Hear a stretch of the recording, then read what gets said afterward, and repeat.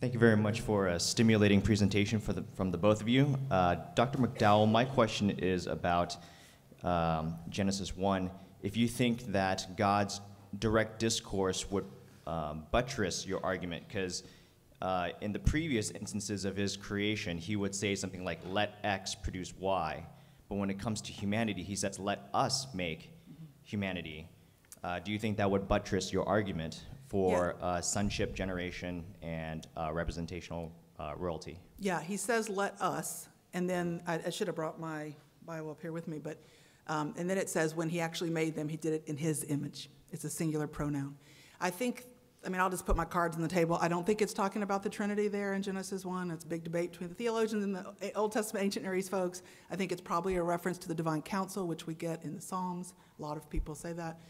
But it does beg the question of, well, then how, if it is reference to divine counsel, angelic heavenly host, how are they involved in this image business?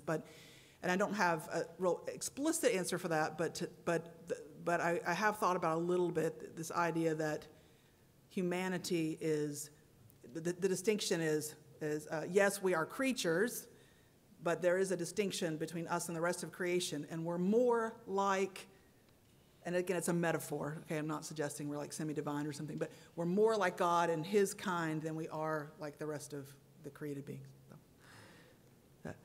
And then Dr. Jennings, my question is, what is the relationship between the supremacy of the white aesthetic regime and materialism? Because all your examples seem to point to a materialistic ethic that I think could be challenged on different grounds. So perhaps we shouldn't give too much power to these advertisements, not just because of the white aesthetic, but also because we shouldn't be materialistic. Could you comment on the relationship between the two? Thank you for that question. So when you say materialistic, tell me what you mean, because I want to make sure I'm your question. Perhaps something like an inordinate preoccupation or affection to worldly possessions. Okay, yes. If I understand the question, I agree, yes. Say a little more. Okay. I haven't had my second cup of coffee yet, so just... Yeah, I understand. Okay. I need another cup of coffee myself. So perhaps something like this. So your examples that you pointed out were advertisements from these famous companies. Okay. And your contention was that it portrays a sort of ideal that we should all strive towards, and that ideal is towards white bodies as the ideal. But it seems like to me that it could have bolstered your argument if you showed us other examples of that as well, apart from a materialist ethic, because the materialist ethic is something that I think that churches could combat those very same images by saying, you are not fulfilled, ultimately, by the acquirement of stuff. You won't be made more happy just because you have a Calvin Klein perfume or insert latest technological gadget here that makes you the envy of everybody around you. Oh, okay, right? I think I got so you now. because there's this secondary stream of argumentation against those advertisements, I'm having a tough time trying to understand the core of your contention about the white aesthetic, because all of your examples can be combated by this secondary stream. That is, the accumulation of stuff isn't good for you, and you're flourishing. Yes. But your contention is the propagation of the white aesthetic isn't good for you. Right. So great. I got you now. Great. Well, take a step back. Even though I use advertisements, take a step back. It's the larger reality of the visual that I'm going after. And so in that regard, it's not simply a striving toward, it's a normalization of. It's how you find a jacket to be appropriate, like the jacket you got on. How do you find that to be an appropriate jacket? And that simply has to do with the way in which advertisements, models, images shape for us how we fantasize what looks good on us, right?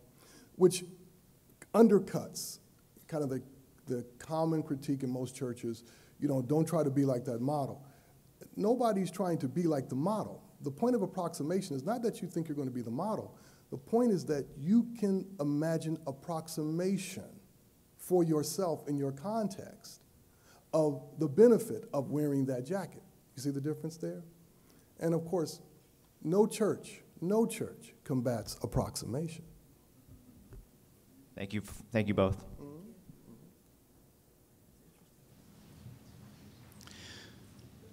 Thank you, Professor McDowell and Professor Jennings, both for your presentation today. I was a few years ago, I was in a barber shop in Detroit. So there's a setting unique. And the barber began to berate Christianity as, being the white man's religion, and had a whole historical litany backdrop, kind of a long conspiratorial history to how this has happened. So I think I rebutted. I said, well, I work with drug addicts, and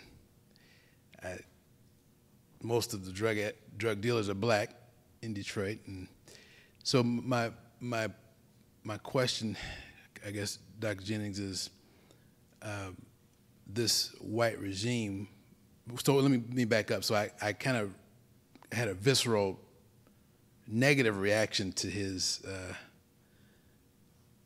theory as a Christian, but didn't really have an answer for it. So what would you be saying, this white aesthetic regime, I think you mentioned something of its origins, but is this conspiratorial, or how would you differ from this, or? Thank you, my dear brother. That's a wonderful question. I think it's important for Christians to acknowledge and admit of its existence. I have a dear friend. He's adopted a wonderful young lady from Myanmar, from Burma, and he went back to her home village. And he went into a kind of the town center near the village. And there was this massive billboard, I mean, like the size of that, massive billboard. And it had the face of an Asian woman that looked very, kind of Anglo. It was kind of anglicized Asian woman. And it was an advertisement for beauty cream. And then under it, it said, white beauty. Now, what in the world should a billboard in a village center in that country be, why should that be there, right? So, and in many ways, it is that aesthetic regime that drives for a lot of people, a critique against Christianity, right? Because Christians don't even want to acknowledge it. That's meaningless, that's really not. It's very important because it shapes your fantasy. The reason why a company can put a white female body and a white male body in front of, say, a Lexus, and knowing that the world is diverse, multiplicity, lots of different people, but why put that body up in front? Because there is a tacit agreement that our fantasies can ride up on that body. You don't imagine that you're going to be them, but you imagine that you can be in that place. And that body, in a sense, is the door to that place. That's a very powerful reality that is deeply embedded in a Christian, a theological vision. It's a vicarious reality. And we have learned to meditate on images like Lectio Divina. Those of you who know what that is, meditation on Scripture. That's how we do images. Yeah, and so part of what we have to do is acknowledge that there is a regime, but say that there is also a press against it. And what a Christian does is press against the regime, not pretending that it's inconsequential. Thank you. Mm-hmm. My question is also for you, Dr. Jennings. Mm-hmm. To begin, I want to say earlier you showed pictures of men in suits, and all I could think of was that I wanted to look like you.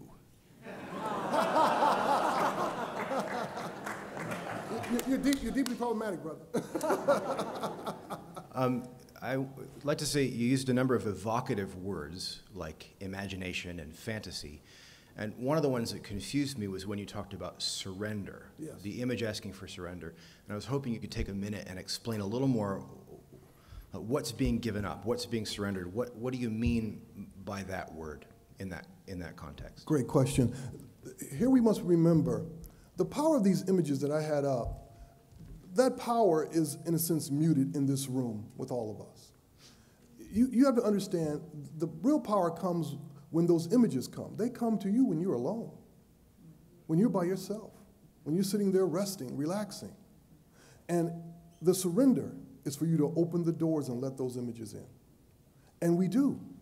We all do. We let those images in. And now when we let them in, as I said to this dear brother, we don't imagine ourselves that model at that moment being kissed, but we imagine an approximation of what she's wearing, invoking a similar kind of affect and a similar kind of affectionate moment. That's the surrender. And this is why I said images have to be critiqued in community, because alone, no one in this room has the power to resist them. As I was saying, so to say that dear brother who had mentioned this comment earlier about what churches say, churches do tell us resist the images, but churches are yet to understand that's work that happens alone. And the only way to combat it is in community. If I have you alone with the images I want, I will win every time. Every time. So thank you, Professor Jennings, for your paper. I guess my question is sort of, could you draw the relationship or what damage is done for the possibility of vibrant multi-ethnic churches given the hegemony of this white aesthetic? And what would you want Christian churches, predominantly maybe white churches, to do out of faithfulness to take up your argument and your mandate? Great question. Thank you so much. Two things. One, I would like, as I said, I like for churches to understand and accept the reality of the white aesthetic regime and not pretend that it's inconsequential. Understand the flow, the artistic flow, and that's number one. Number two, come to recognize through conversation with, community with other peoples, the damage it does to others who have to live their life inside the constant struggle of white approximation. As I said, I have two daughters. And to sit with my daughters looking at these images and looking at people looking through them, through those images, very painful things. The problem for so many churches is that there's no space where the aesthetic struggle is ever talked about for anybody, men or women, but especially for women of color. And so what I want, especially multicultural churches, please pay attention to the struggle of looking, simply looking. Don't be blind to the struggle around you.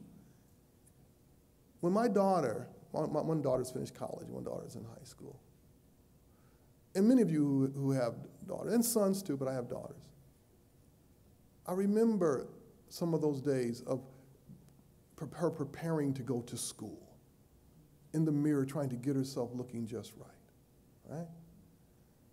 And I could see, there is the angst of being a teenager anyway, but I could see that added burden of trying to make myself presentable inside of a world that has offered this up as the approximation work. It is tragic when pastors and church leaders have no sense of this and they're oblivious to this. And so their sermons and their stories and their anecdotes all flow inside it and reinforce this crap.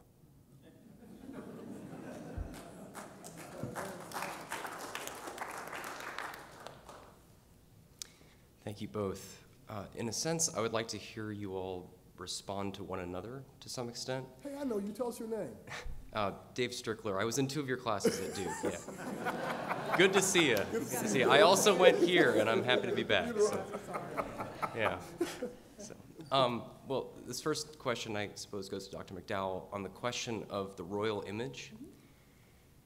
If we take Boaz as a kind of paradigm image of God, and in your words, in the words of the King James, he was a rich man. I'm wondering if you think there's a risk that the image of God and the people of God as meaning to image humanity to the rest of the nations, if you think there's a risk that that image is bound to being a rich man and being bound to ways of life that we are fixated on what we do with our wealth and how we care for the poor. Yeah, no, that's a great question. That was just one example. Yeah. And I wanted to stay in the Old Testament for the sake of my presentation. But had I had more time, what I actually would have elaborated on is one of the ways that your life can be a very powerful example or illustration of what it means to image God is how do you respond to suffering? Whether you're rich or poor, black or white, male or female, how do you respond to suffering? Because your response to suffering speaks volumes about what it means to be in a relationship with your Heavenly Father. But that's just one more example. That was honestly the hardest part of the presentation for me. I was overwhelmed by all the implications and having to pick one or two in the time limit. But you're right, that was just one example. Yeah, it's a good question. Thank you. And did you want to hear me respond to Dr. Jennings? No.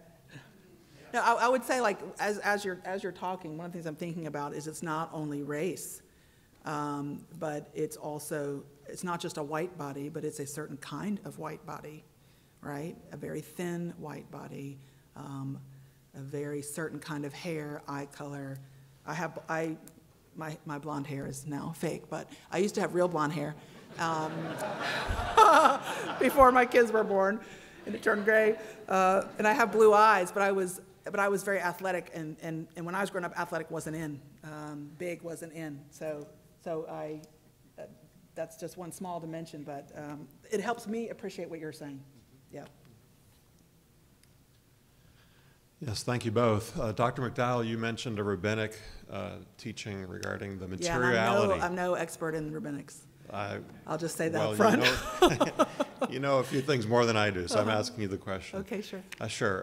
What stock do you put in the rabbinic view of the materiality of God? Mm-hmm. You mentioned, I think this is the second view that you mentioned. Mm-hmm. It's an intriguing perspective given the incarnation. That's right. It is. It is very intriguing for that reason. And I actually took this out of the paper, but I had a section in there saying, I actually think there's something very significant about this material view. The rabbinics go off in some really interesting directions that I wouldn't agree with. But I do think, especially when you look at, not just metaphorical language, okay, but when you look at the theophanies, for me that's more compelling even. Mm-hmm. The way that God is described. A human form is only one way that he appears in the Old Testament in a theophany, so he's not confined to that. But it is one way that he appears. And then, of course, I didn't go into this, but you have image language applied to Jesus himself, right? He is the exact representation of the likeness of the glory of God. He is the image. He's not created in the image or according to the likeness. The prepositions are removed. He is the image. So I do think there's something intriguing about it, so much so that I'm hoping to write a history of interpretation of Imago Dei. It'll take me probably 20 years, but to explore the rabbinics, and it's part of that. Yeah. Thank you. Yep. I think if we're quick, we can do one last question. It may be quick.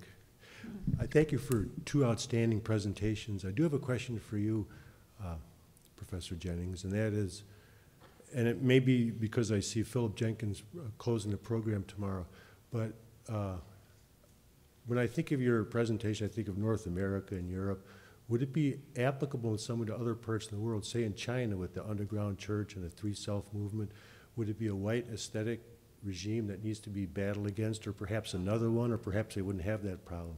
Now, I don't want to push you past the scope of what you thought this out. Maybe it'd be better to ask you after you talk to Philip Jenkins, who must be around here somewhere. So please only answer if you feel like you've thought it out well enough to other parts of the world taking kind of a global look at this issue. Well, I thank you for that wonderful question. I didn't mention the example of my dear friend who's adopted a child And wherever the colonialist legacy lives, the work of approximation is going on. And that work of approximation, if I would have had time to talk about the other forms, that work of approximation is not just in images, it's also in education. You know, it's in other areas in which the image of a life fulfilled, a life flourishing, continues to be a white image. And the problem for so many peoples is that it has created these torturous internal struggles that hinge inside of one crucial sad reality. What does it mean to be forced to hate yourself because you don't meet that? And that exists in a lot of